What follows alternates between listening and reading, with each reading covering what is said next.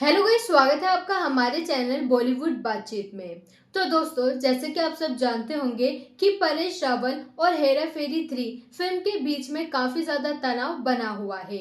अक्षय कुमार के production house cap of good films ने बाबू भैया यानी कि परेश रावल को हेरा फेरी 3 छोड़ने के लिए नोटिस जारी किया है। प्रोडक्शन हाउस का दावा है कि इस प्रोजेक्ट पर काम पहले शुरू हो चुका था। अक्षय की कंपनी के नोटिस में दावा किया गया है कि परेश रावल को प्रोजेक्ट छोड़ने से पहले 11 लाख रुपए का भुगतान किया गया था। तो वहीं अब अक्षय कुमार के प्रोडक्शन हाउस का प्रतिनिधित्व करने वाली वकील पूजा तिड़के ने कहा है कि इस मामले में गंभीर कानूनी परिणाम होंगे क्योंकि कंपनी ने फिल्म के संबंध में कई खर्चे किए हैं। आपको बताते चले कि अक्षय कुमार के प्रोडक्शन हाउस का प्रतिनिधित्व करने वाली वकील पूजा तिड़के ने पीटीआई से एक बातचीत में फिल्म को लेकर बात की। उन्होंने कहा, मुझे लगता है कि इसके गंभीर कानूनी परिणाम होंगे। इससे फ्रेंचाइजी को नुकसान पहुंचा है। हमने उन्हें लिखा है और बताया है कि इनमें कई कानूनी परिणाम शामिल हैं। Cast, crew, actors, logistics, trailer की शूटिंग के लिए खर्चे किए गए हैं। जहां पूजा ने यह भी कहा है कि परेश इस प्रोजेक्ट में शामिल थे क्योंकि उन्होंने ट्रेलर के लिए शूटिंग भी की थी।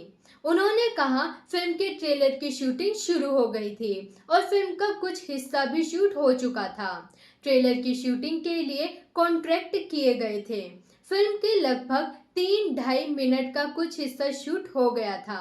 अचानक कुछ दिन पहले हमें परेश जी में से एक नोटिस मिला जिनमें कहा गया कि वह अब फिल्म से जुड़े नहीं हैं, तो इससे जुड़ना नहीं चाहते। इससे सभी को झटका लगा, जिसके बाद से ही दोनों के बीच तनाव शुरू हो गया था। पूजा ने यह भी कहा कि वह अभी भी आशावादी है कि चीजें सुधर जाएंगी, लेकिन उन्होंने ये भी कहा कि फिल्म और फ्रेंचाइजी में शामिल एक्टर्स के लिए प्रतिष्ठा को नुकसान हुआ है, लेकिन फिलहाल हम कानूनी मुद्दों का सामना कर रहे हैं। उन्होंने पीटीआई को बताया कि परेश रावल ने अभी तक कानूनी नोटिस का जवाब नहीं दिया है, लेकिन उन्हें जवाब देने के लिए 7 दिन का समय दिया गया है। इसके साथ ही खबर सामने ये भी आई थी कि परेश रावल ने टर्म शीट पर कॉन्ट्रैक्ट साइन किया, जिसके बाद उन्हें 11 लाख का आंशिक भुगतान स्वीकार किया गया था। अब जब से परेश रावल की स्टेटमेंट सामने आई है कि वह फिल्म में शामिल नहीं है, तब से इस फिल्म पर काले बादल छाए हुए हैं। इसके साथ ही दोस्तों, आपको बता दें कि इस फिल्म के लिए परेश रावल को 15 करोड़ रुपए दिए गए थे फिल्म में शामिल होने के लिए, जिसमें से कुछ अमाउंट उन्हें पहले ही मिल चुकी थी।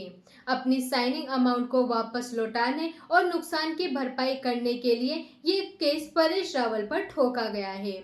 वहीं स्टार कास्ट के साथ ही फिल्म के मेकर्स को जो जो नुकसान पहुंचा है, इसके खिलाफ ही ये याचिका दायर की गई है। अब दोस्तों, ये देखना दिलचस्प होगा अब ये केस किस तरह मोड़ लेने वाला है। साथ ही अब लोगों की निगाहें हैं फिल्म के मेकर्स पर कि आखिर अब परेश रावल के बाद वो कौन सा एक्टर होगा जो कि इस फिल्म में बाबू भैया का किरदार संभालेगा। वहीं दोस्तों, आपको जाते जाते बताते चले कि इस फिल्म में परेश रावल का नाम हटने के बाद जिस एक्टर का नाम सामने आया था वो थे पंकज त्रिपाठी। जी हाँ, आपको बता दें कि फुकरे और साथ ही स्त्री जैसी फिल्मों में कॉमेडी करते हुए नजर आए पंकज त्रिपाठी इस फिल्म में शामिल हो सकते हैं, ऐसी खबरें सामने आई थी। लेकिन फैंस का इमोशन परेश रावल के साथ जुड़ा हुआ है क्योंकि वह कई सालों से परेश रावल को बाबू भैया की किरदार में हंसाते और मीम बनते हुए देखते हुए आए हैं। तो ऐसे में किसी नए कलाकार को बाबू भैया के कैरेक्टर में देखना ये फैंस के इमोशन के साथ छेड़छाड़ है। तो ऐसे में केवल मेकर्स ही नहीं बल्कि फैंस की फीलिंग्स को भी हर्ट हुआ है। अब देखना होगा कि इन सब चीजों की भरपाई करते हुए परेश रावल अब आने वाले दिनों में कौन कौन से कदम उठाएंगे और मेकर्स कौन से एक्टर को फाइनल करेगी बाबू भैया के किरदार के लिए, अब ये आने वाले समय में ही पता चलेगा। बाकी दोस्तों, अब आप हमें कमेंट करके जरूर बताएं कि अब मेकर्स को किस तरह के फैसले लेने चाहिए। हम आपसे मिलते हैं अगली वीडियो में ऐसी और भी लेटेस्ट अपडेट्स के साथ। तो जाने से पहले हमारे चैनल को जरूर सब्सक्राइब करें।